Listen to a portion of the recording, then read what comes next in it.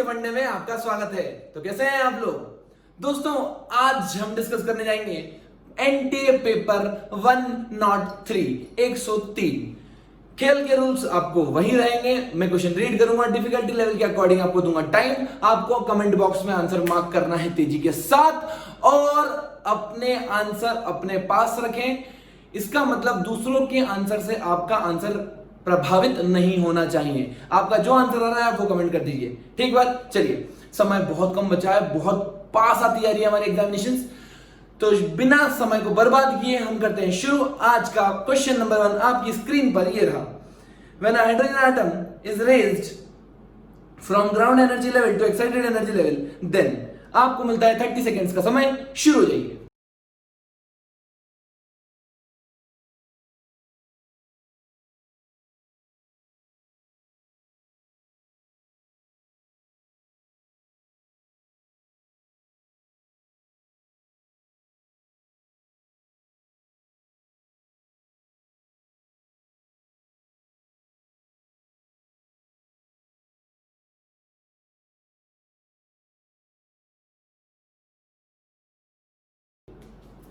अब देखते हैं बच्चों इसका सोल्यूशन। हमें पता है जो एनर्जी लेवल्स होते हैं, बेसिकली टोटल एनर्जी होती है -13.6, ये होता है -3.4, फिर -1.51।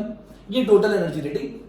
टोटल एनर्जी का अगर पॉजिटिव सिंबल ले लूं तो क्या काइनेटिक एनर्जी होती थी? तो काइनेटिक एनर्जी 13.6। जैसे जैसे ऊपर जाओगे यहां पे आपको दिख रहा है कि काइनेटिक एनर्जी क्या हो रही है? घट रही है। ऊपर जाने में काइनेटिक एनर्जी घटती है, लेकिन जो पोटेंशियल एनर्जी होता है वो क्या negative times 2 times kinetic energy होता है। अब जैसे जैसे ऊपर जाओगे आपकी काइनेटिक एनर्जी क्या होगा? नेगेटिव वैल्यू है वो घटती जाएगी, इसका मतलब पोटेंशियल एनर्जी बढ़ रही है। The correct answer is A option. Next question number 2, the de Broglie wavelength of an electron in the ground state of hydrogen is. आसान सवाल, आपको मिलता है 30 सेकेंड्स का समय। शुरू हो जाइए।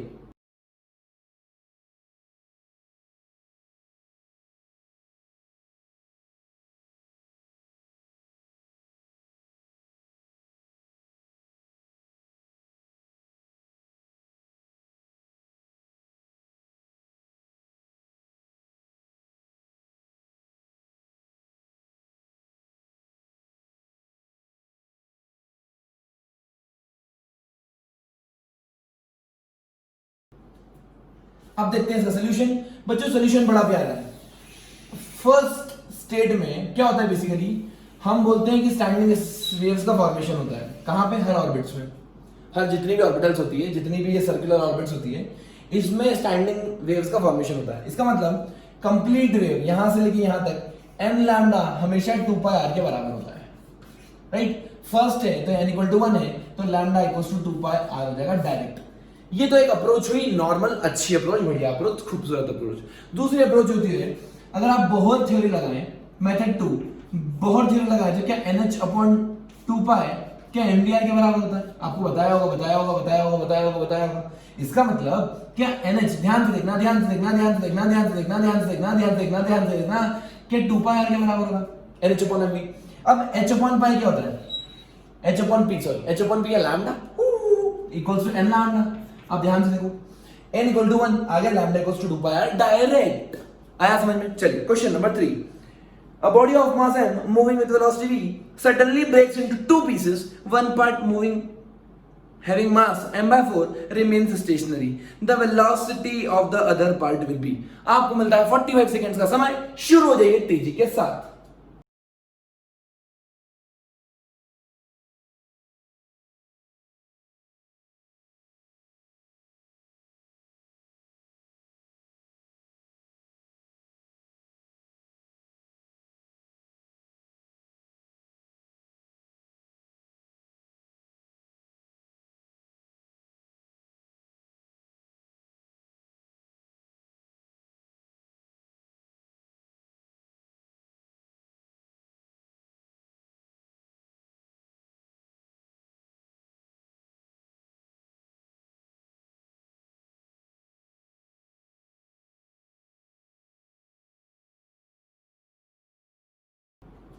वो बोल रहे हैं m मास मूव कर रहा था v स्पीड से।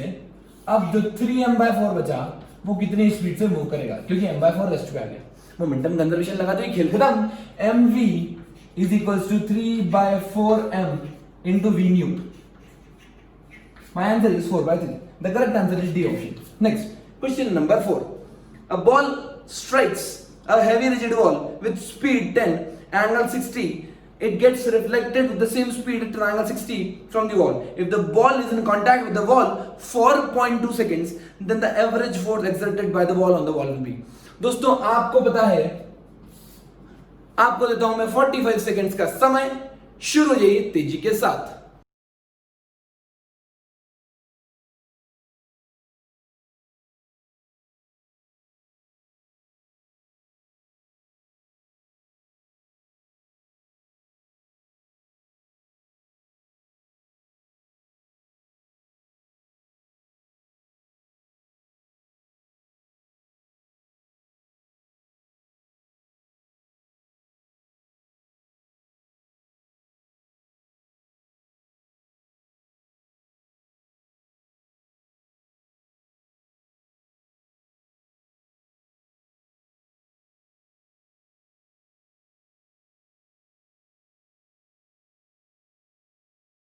अब देखते हैं इसका सोल्यूशन। हमें पता है जो चेंज इन मोमेंटम होता है बाय टाइम, क्या वही तो फोर्स होता है, और हमें पता है जो मोमेंटम चेंज होगा वो होगा 2mu cos थीटा। राइट, दिख रहा है आपको, क्योंकि थीटा उन्होंने 60 डिग्री ऊपर से लिया, ध्यान से देखना बच्चों, ट्रैप मत हो जाना, ट्रैप मत हो जाना, ट्रैप मत हो जाना। यूजुअली हम थीटा कहां से लेते हैं, यहां से लेते हैं। राइट, उन्होंने वर्टिकल से दे रखा है, तो आपको दिख रहा होगा ये u cos 30 हुआ, और अगर 60 लेता तो u sin 60 हो जाता। ठीक है, बात बराबर ही है। तो u cos 30 u sin 30, मेरा आंसर आ जाएगा 2mu cos 30 divided by time 0.2। अब आपको आंसर दिख जाएगा सी ऑप्शन 150√3, क्योंकि ये √3 आने वाला है। ठीक है, चलिए क्वेश्चन नंबर 5 आपकी स्क्रीन पर ये रहा।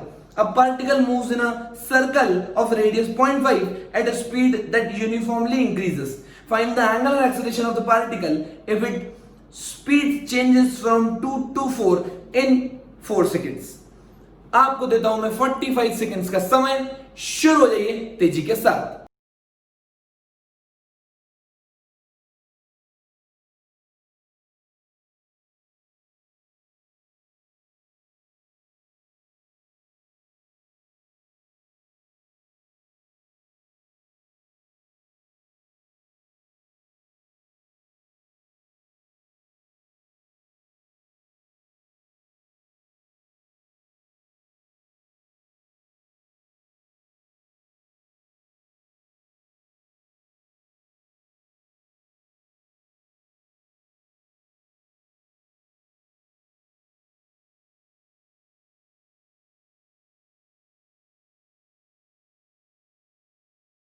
अब देखते हैं बच्चों इसका सॉल्यूशन। हमें पता है velocity v equals to u plus at given है। फाइनल वेलोसिटी कितनी है 4, इनिशियल वेलोसिटी है 2, एक्सेलरेशन पता नहीं, टाइम 4 सेकंड, मतलब मेरा एक्सेलरेशन आ गया 1/4। राइट, एक्सेलरेशन कितना आ गया 1/2। एक्सेलरेशन अगर 1/2 आ गया तो अल्फा, क्या अल्फा क्रॉस r a होता है, तो आपको दिखेगा यहां पे r कितना है 1/2 equals to 1/2. The correct answer will be alpha equals to 1 radian per second square. Next, question number 6. If the vertical component of the Earth magnetic field at a place is √3 times the horizontal component, then the value of dip at that place will be. आपको मिलता है 45 second का समय, शुरू हो जाइए तेजी के साथ।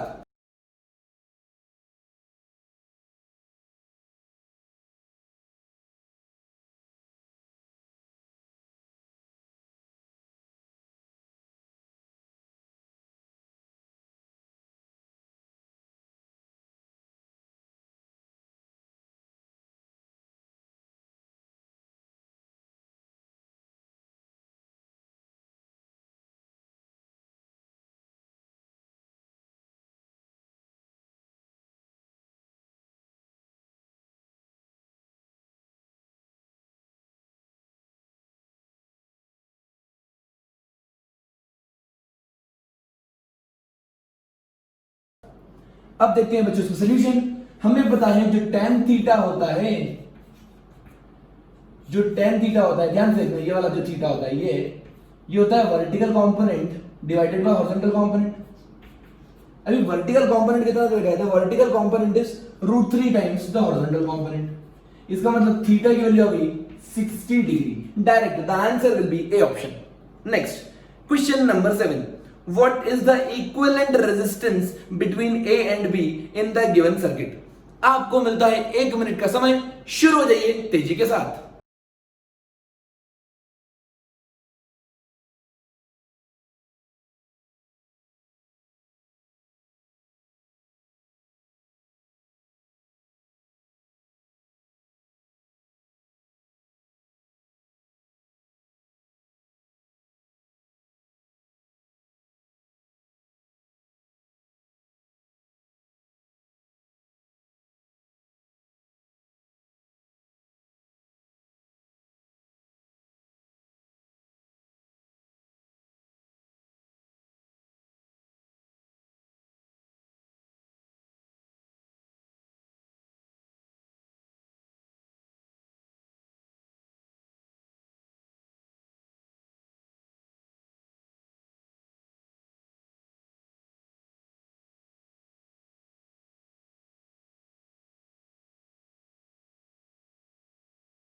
तो आइए बच्चों देखते हैं इसका सोल्यूशन। हमें पता है ये दोनों सीरीज में है तो इनको हटा के 4 लिख दो। 4 और 4 पैरेलल में है तो इनको हटा के 2 लिख दो। सबको हटा के लिख दो, 2 लिख दो एक कॉमन। कहां पे 2 इधर, ये जाएगा 2। 2 और 2 गायब आ गए, सीरीज में आ गए, तो इन दोनों 2 को हटाए क्या लिख दो 4। अब ये 4 और ये 4 पैरेलल में आ गए, 4 और 4 को हटाए क्या लिख दो, पैरेलल में आ गए 2। अब 2 और 2 गायब में सीरीज में, तो ये जाएगा 4। मतलब आखिरी में जो बचेगा मेरा, ये बचा 4 ऊपर और 8 नीचे। अब ये दोनों गायब में पैरेलल में, आंसर आ गया a into b upon a plus b. So the answer is 8/3. The correct option is B. Next, the meter bridge wire AB shown in the adjoining figure is 100 centimeter long when AD equal to 30 centimeter. No deflection occurs in the galvanometer. The value of R will be. आपको मिलता है 45 seconds का समय, शुरू हो जाइए तेजी के साथ।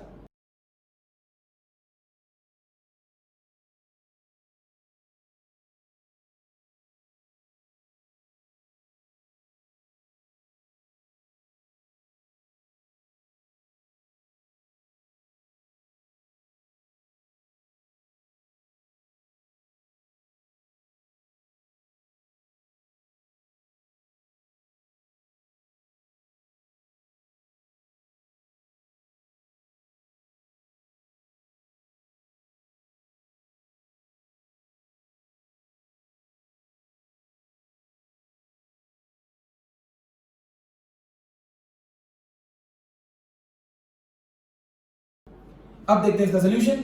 हमें पता है ये R है, ये अननोन है, ये 30 है, ये 70 होगी, तो 6 है ये ना, ये 6 है, तो जाएगा 6/R इक्वल्स टू 30/70।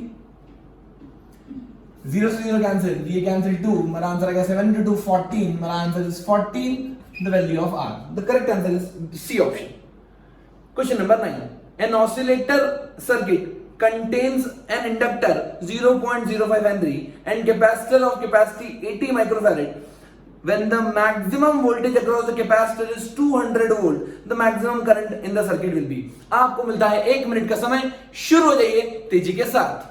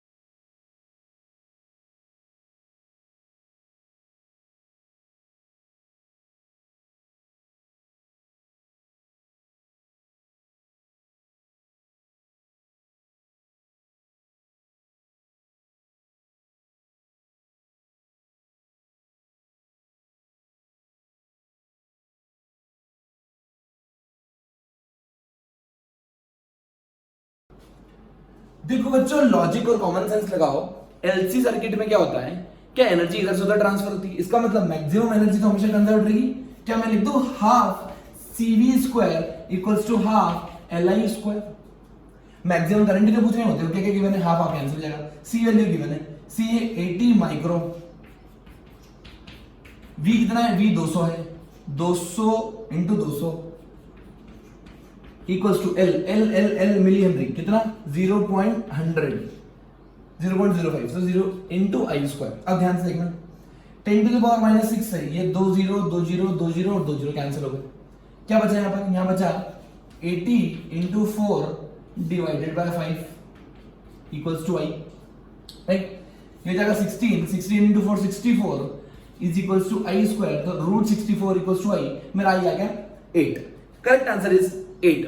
एक घटिया मेथड एनटीए वालों ने सॉल्यूशन में दे रखी है, अब मैं दिखाता हूं आपको स्क्रीन पर, ये देखिए। ऐसी थर्ड क्लास मेथड बच्चों बिल्कुल मत लगाना।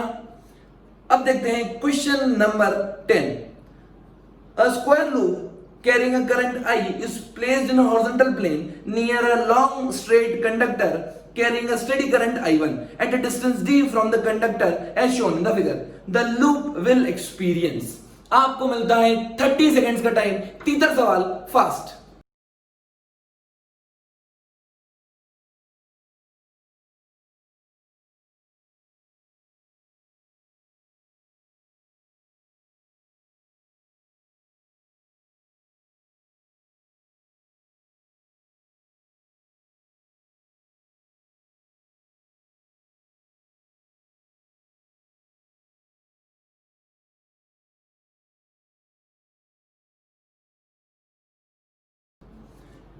अब देखते हैं इसका सॉल्यूशन। हमें पता है बच्चों, अगर दो वायर पैरेलल हो और उसमें करंट सेम डायरेक्शन में फ्लो हो रही हो, क्या वो अट्रैक्ट करते हैं?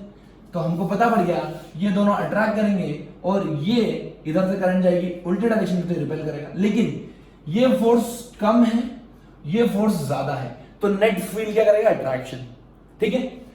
अब देखो, जो ये वायर्स है बेसिकली, कुछ बच्चे बोलते हैं इनके ऊपर फोर्स जीरो होगा, नहीं, इनके ऊपर फोर्स लगेगा I L cross B, magnetic field अंदर है तो एल इधर, एल क्रॉस बी, इसके ऊपर फोर्स लगेगा ऐसा, वेरिंग मैग्नीट्यूड का, धीरे धीरे धीरे धीरे क्या होगा, कम। सिमिलरली यहां पे भी ऐसे ही होगा, इसलिए नेट फोर्स क्या होगा, जीरो हो जाएगा। ठीक है, चलिए next question number 11। A conductor with cavity is charged positively and its surface charge density is sigma. If E and V represents the electric field and the potential, then inside the cavity will be. आपको देता हूं मैं पूरे 30 seconds का समय। तीसरा सवाल शुरू हो जाइए।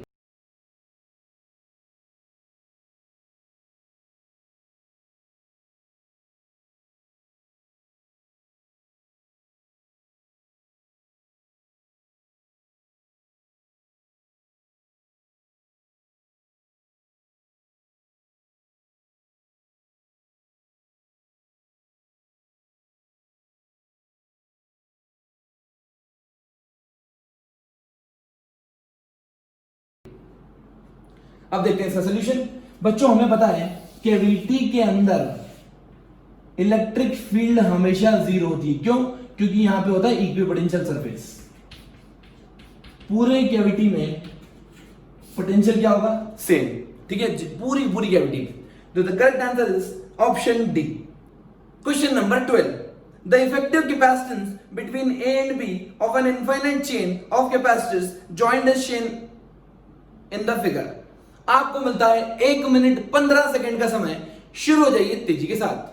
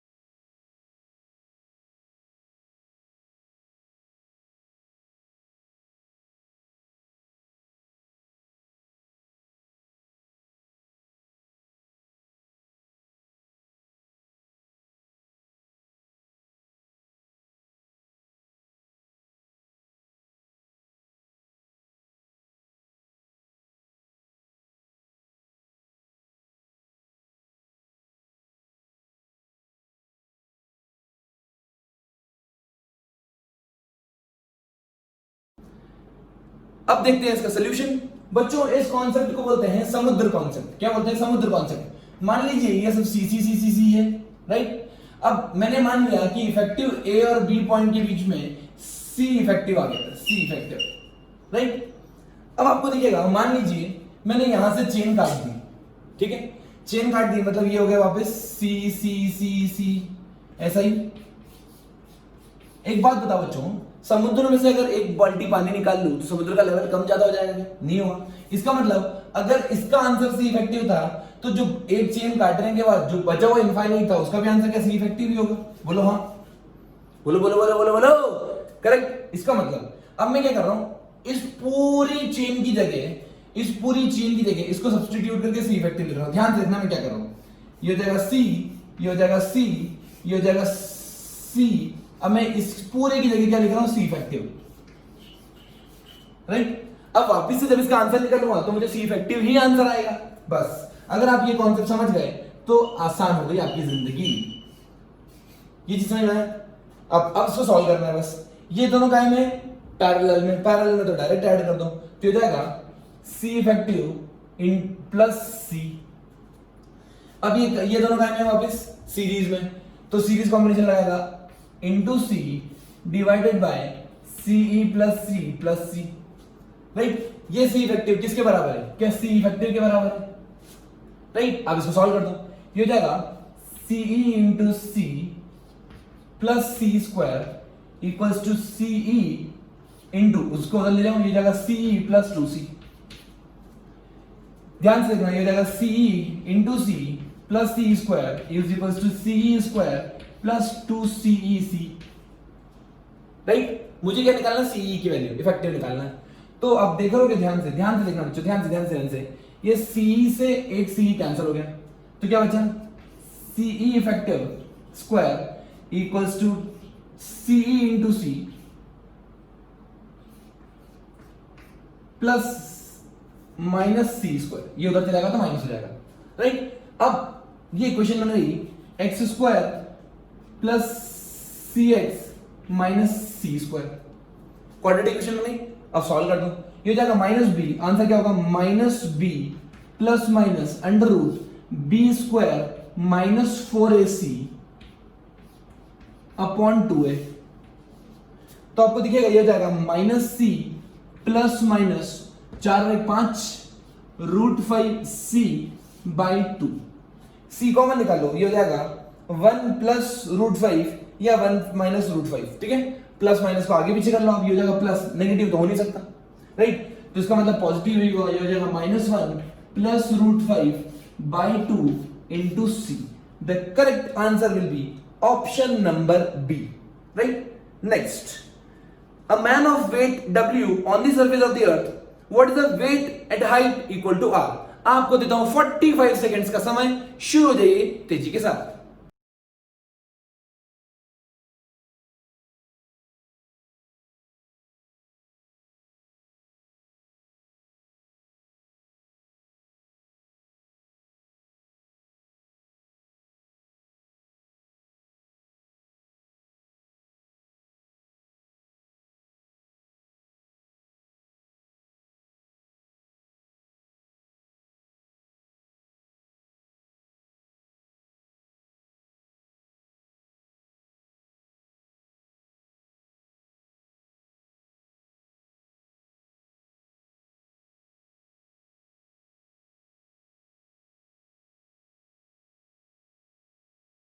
चलिए आइए आप देखते हैं इसका सोल्यूशन। हमें बताएं at height h equal to r, जो g वैल्यू होती है वो होती है g upon 1 plus h by r the whole square, मतलब क्या g बाय 4 हो गया। तो आपका आंसर आ गया the weight will be w by 4। The correct answer is C option. Question number 14, the time period of a satellite of earth is 5 hours. If the separation between the earth and the satellite is increased to 4 times the previous value, the new time period will be. दोस्तों आपको मिलता है 1 minute का समय, शुरू हो जाइए तेजी के साथ।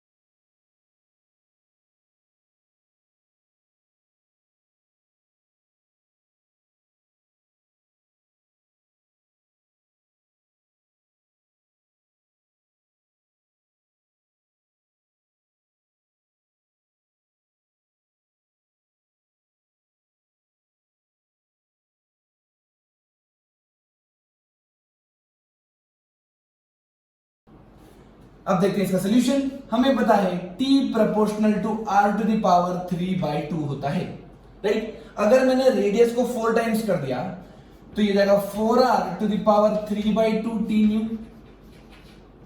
राइट। अब देखो 4 को मैं 2 स्क्वायर लिख दूं,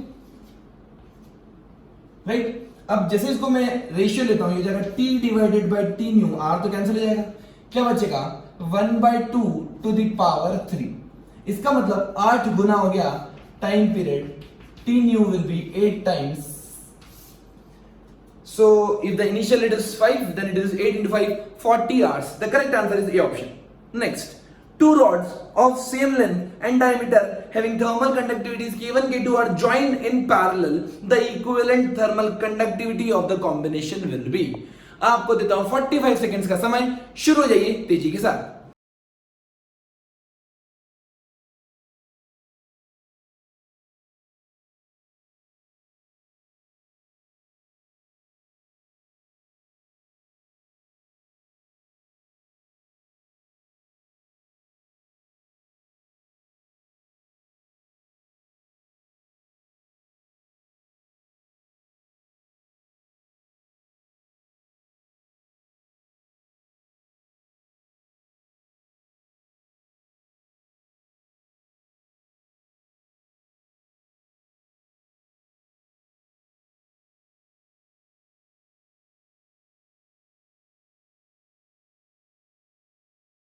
अब देखते हैं बच्चों इसका सोल्यूशन। हमें पता है अगर पैरेलल में हो, ध्यान रखना बच्चों, तो या तो डायरेक्ट फॉर्मूला लगा दो k1 plus k2 plus k3 plus k4 plus k5 and so on divided by n, और नहीं तो अब लॉजिक भी लगा सकते हैं। लॉजिक कैसे लगाते हैं बच्चों, ध्यान से देखना। अगर दो रॉड को मैंने पैरेलल में डाल दिया, राइट, तो इसका इफेक्टिव होता है L बाय के ए, इसका होता है L बाय के ए रेजिस्टेंस। क्या लिखा मैंने, रेजिस्टेंस। ये this is called thermal resistance. अब जब इफेक्टिव डालेंगे, ध्यान से देखना, तो जो इन दोनों का इक्विवेलेंट बनेगा वो कैसे बनेगा, ऐसा बनेगा, जिसका एरिया कितना होगा 2a, लेंथ तो सेम है, k इफेक्टिव। ये समझ में आया आपको। इसका जो r इफेक्टिव होगा वो होगा r effective will be L by k effective into 2a। अब पैरेलल में जोड़ दो, ये हो जाएगा 1/r1, 1/r effective equals to 1/r1 plus 1/r2। r को लिख देते हैं L बाय के ए, तो ये जाएगा L k effective into 2a equals to k a by L plus k2a by L। अब a बाय L क्या cancel, you will get k1 plus k2 by 2. The correct answer will be C option. Question number 16. Among the following, the correct statement is. आपको मिलता है 30 seconds का समय। तीसरा सवाल शुरू हो जाएगी।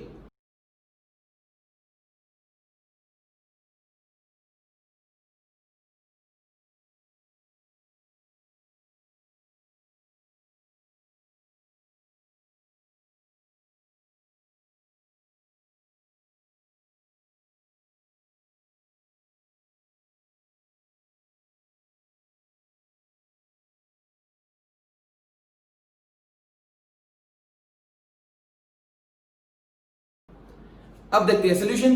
The correct option is a. आपको पता है internal energy depends only on the state, the initial point and the final point. Next question number 17। An ideal monatomic gas is taken around the cycle ABCDA as shown in the PV diagram.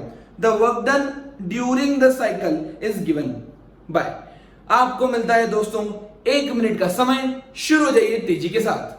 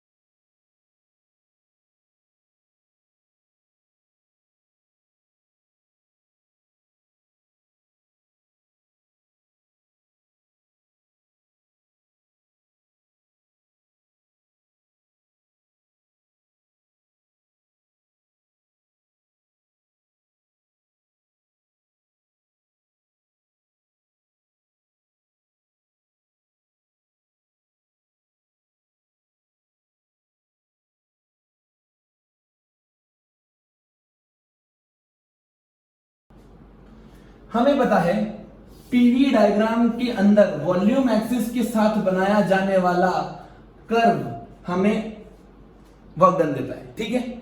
लेकिन एक चीज और पता है कि अगर clockwise हो तो पॉजिटिव वर्क डन और एंटी क्लॉकवाइज हो तो नेगेटिव वर्क डन। इसका मतलब मेरा आंसर आएगा पॉजिटिव, ठीक है। अब मुझे सिर्फ शेडेड एरिया निकालना है, एरिया अंडर द कर्व निकालना है। ध्यान से देखिए बच्चों, ये P है, ये V है, तो ये डिस्टेंस 2V माइनस V होगी, मतलब V आ गया डिस्टेंस। सिमिलरली ये 2P है और ये V है, तो ये जाएगा 2P minus P, difference is P। Answer is P into V, area आ गया direct. The correct answer is B। Next, question number 18. Which of the following particles will describe the smallest circle when projected with the same velocity perpendicular to the magnetic field? आपको मिलता है बच्चों पूरे 45 second का समय, शुरू हो जाइए।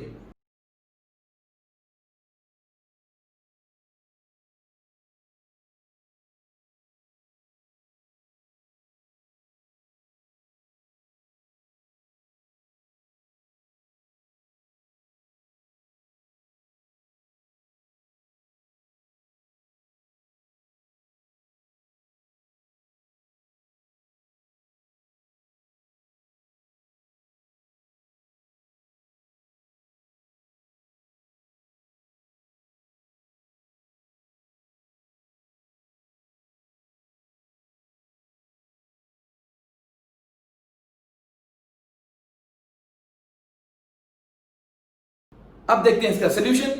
हमें पता है जो रेडियस होता है क्या वो mv अपॉन क्यूबी होता है, राइट। इसका मतलब radius directly proportional to mass है, राइट।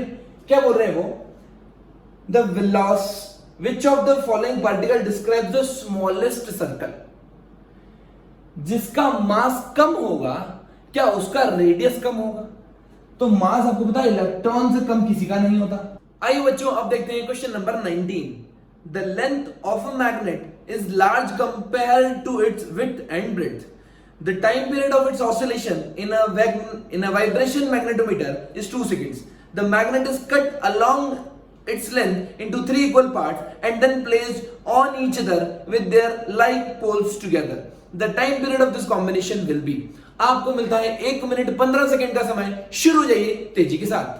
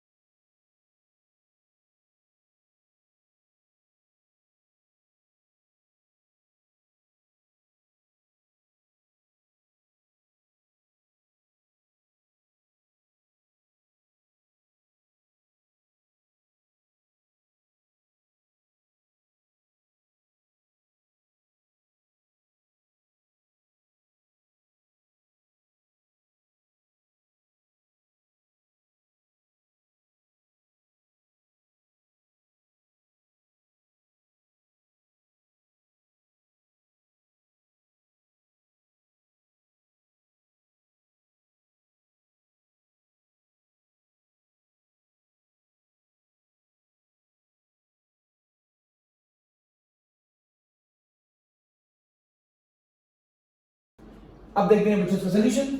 देखो ये मैग्नेट M है, तो मैग्नेट का टाइम पीरियड क्या होता है, T equals to 2π/I/mb। M क्या है, मैग्नेटिक मोमेंट, और I moment of inertia. Moment of inertia कितना होता है, half into mass into L square, right. Mass अलग चीज है, मैग्नेटिक मोमेंट अलग चीज है, ठीक। अब ध्यान से देखो, अब मैंने इसको कट किया 3 पार्ट्स में, तो ये मास कितना हो गया m/3 m/3 m/3। लेंथ कितनी हो गई L/3 L/3 L/3, राइट। इसका मतलब जो मैग्नेटिक मोमेंट है सबका, मैग्नेटिक मोमेंट कितना हो जाएगा m/3। मैग्नेटिक मोमेंट हमेशा याद रखना वॉल्यूम पे डिपेंड करता है, तो magnetic moment m/3 m/3 m/3, ठीक। अब ध्यान से देखो, जो I होता है वो क्या होगा 1/12 इंटू ml स्क्वायर, तो ये जाएगा m/3 into l/3 the whole square. तो यहां पे आपको दिखेगा 1/12 तो इसका भी था, सॉरी 1/12 ml स्क्वायर, तो ये जाएगा 27, मतलब I/27 I new, I new कितना होगा आई बाय 27, ठीक है, एक मैग्नेट का, और एम कितना होगा एम बाय 3, ये न्यू न्यू न्यू आ गया। अब मैंने क्या किया, इसको एक के ऊपर एक कर दिया, ऐसे ऐसे ऐसे, राइट। तो आपको दिख रहा होगा जो नया टाइम पीरियड होगा वो होगा 2 पाई अंडर रूट आई, कितना है 1 + 1 + 1 क्या 3 आई न्यू लिख दू, 3 I new divided by I by M B, ठीक है, M into B. Net magnetic moment कितना जाएगा m/3 + m/3 + m/3, तो जाएगा 3 टाइम्स m/3, राइट। अब ध्यान से देखो, मतलब ये तो mb है, मैग्नेटिक मोमेंट में कोई चेंज नहीं आया है। इसका मतलब आपको ये चीज पता पड़ेगी कि अब दोनों का रेशियो लूंगा मैं, तो यहां पर देखो t = 2 pi under root I by M B, और यहां पे हो जाएगा t new is equals to 2 pi under root 3 into I new. I new की वैल्यू कितनी I by 27, I by 27 into M B. सब कुछ कट जाएगा, खचक खचक खचक खचक, मेरे पास क्या बचा, यहां पर 3 और यहां पर 27 9, आई आई भी कैंसिल हो जाएगा, ये बचेगा 1/3 T by T new. T by T new कितना हो गया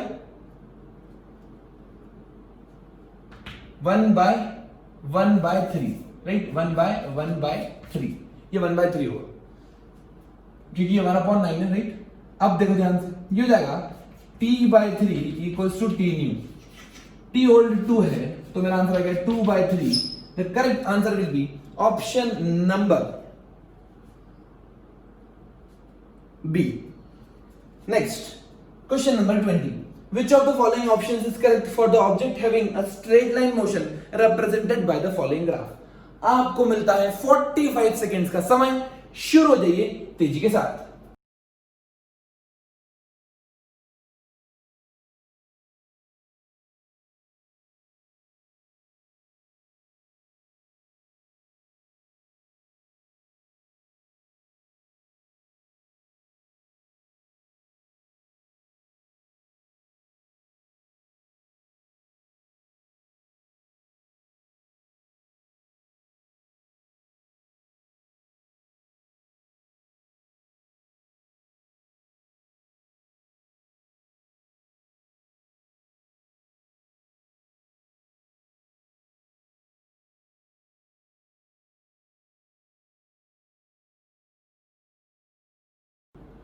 बच्चों में इस डायग्राम को थोड़ा सा अलग बना रहा हूं, क्यों, क्योंकि हमने जब भी पढ़ा है हमने टीएल डायग्राम पढ़ा है, ठीक है, डिस्प्लेसमेंट वर्सेस टाइम। टाइम को हम कहां रखते हैं एक्स एक्सिस पे, तो मैं इसको ग्राफ को ऐसे घुमा रहा हूं।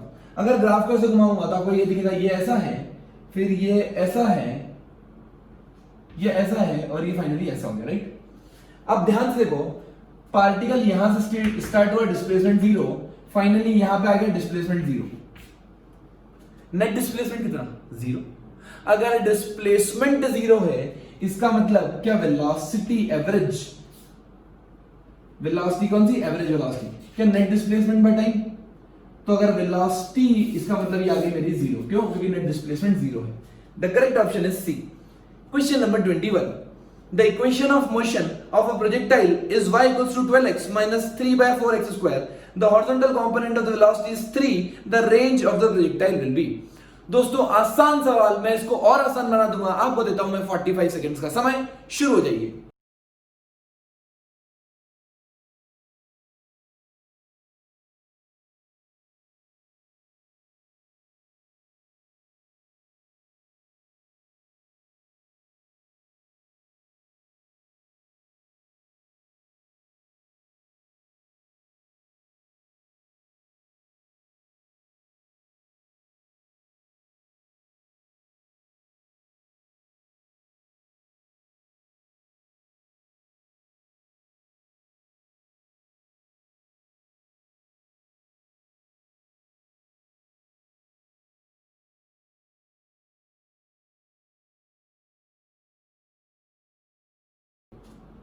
ध्यान से देखो बच्चों, क्या गिवन है हमें गिवन है y = 12x - 3/4x², ठीक है।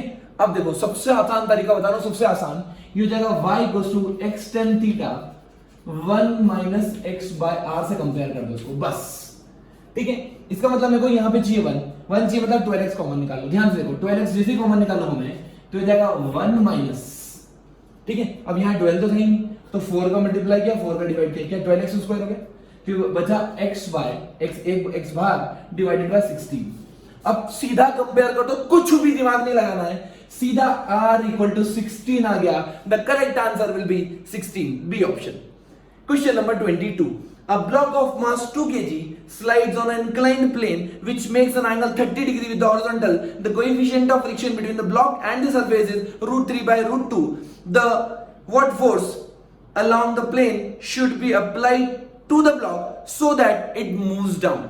आपको मिलता है 1 मिनट का समय, शुरू हो जाइए तेजी के साथ।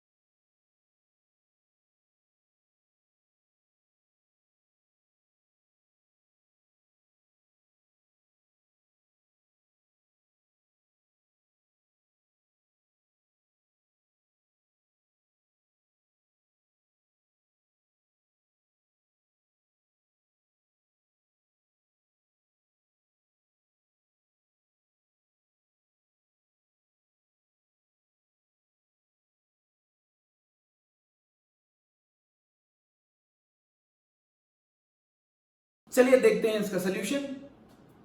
हमें पता है, वो बोल रहे हैं कि कितना फोर्स में लगाऊं नीचे की तरफ कि ये ब्लॉक उधर मूव करने लग जाए डाउन द प्लेन। अगर मैं इसको नीचे की तरफ मूव कराने की कोशिश करूंगा तो बेसिकली फ्रिक्शन फोर्स पीछे लग रहा है opposite to the relative velocity. आगे की तरफ एक फोर्स लग रहा है बच्चों mg का, mg इसको नीचे पुल करना चाहते हैं, ग्रेविटी इसको पुल कर रही है, mg sin थीटा आपको पता ही होगा, राइट। इसका मतलब मुझे जस्ट इसका मोशन स्टार्ट करना है, क्या ऑलमोस्ट इक्विलिब्रियम मान लो। इसका मतलब मुझे net force down the plane should be 0। I can write external force plus mg sin 30 should be equal to frictional force.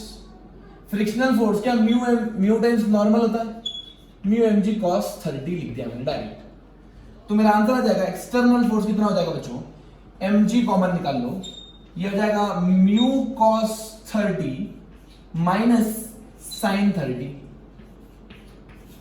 Mu की वैल्यू कितनी है, √3 by √2, ये हो जाएगा m। मास गिवन है क्या, हाँ मास है 2 kg, 2 into 10 into mu that is √3 by √2 into cos 30। cos 30 means sin 60, sin 60 means √3 by 2 minus sin 30 1 by 2, right. तो ये कितना हो जाएगा, अब ये हो जाएगा 3 √3 into √3, this will be 20 into 3 by 2 √2 minus 1 by 2, right.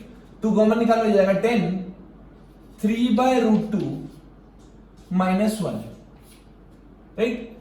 अब आप चाहो तो इसको सॉल्व कर सकते हो, √2 का मल्टीप्लाई डिवाइड कर दो, ये जाएगा 1/√2 इज अप्रोक्सीमेटली 0.7, राइट। तो 7 21 माइनस 1 ये हो जाएगा 2.1 माइनस 1 1.1, लगभग जाएगा 12 के आसपास, right. Answer is 11.21 Newton.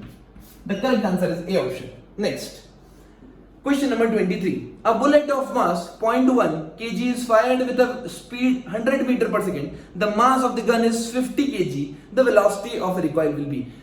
Last question सभी का सही होना चाहिए। चलिए आपको देता हूं 45 सेकेंड्स का समय, शुरू हो जाइए।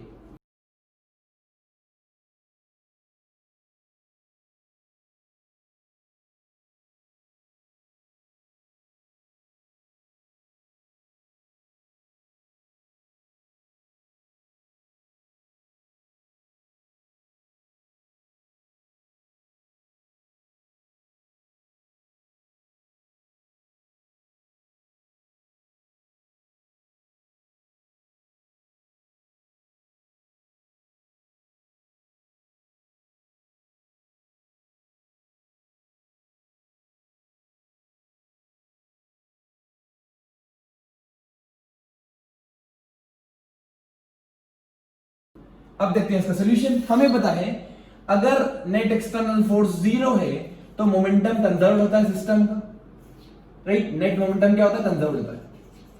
इसका मतलब mass into velocity of gun is equals to mass into velocity of bullet, but ये याद रखना हमेशा लगाते हैं विथ रेस्पेक्ट टू ग्राउंड। ठीक है बच्चों, इंपॉर्टेंट पॉइंट है, याद रखना। We always use with respect to ground. ठीक, अब देखो मास कितना है गन का? 50 kg। वेलोसिटी कितनी है? पता नहीं, निकालनी है। गन बुलेट की मास कितना है? 0.1 kg। वेलोसिटी कितनी है? 100। So 0 0 0 0 get cancelled. The velocity comes out to be 1/5. My correct answer is 0.2 meter per second. A option. तो दोस्तों आज के लिए इतना ही। मिलते हैं अगली क्लास में दुगनी एनर्जी के साथ और बढ़िया क्वेश्चंस को अच्छे तरीके से सॉल्व करेंगे।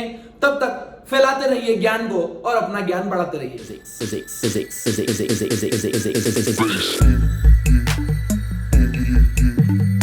Physics के फंडे, फिजिक्स के फंडे।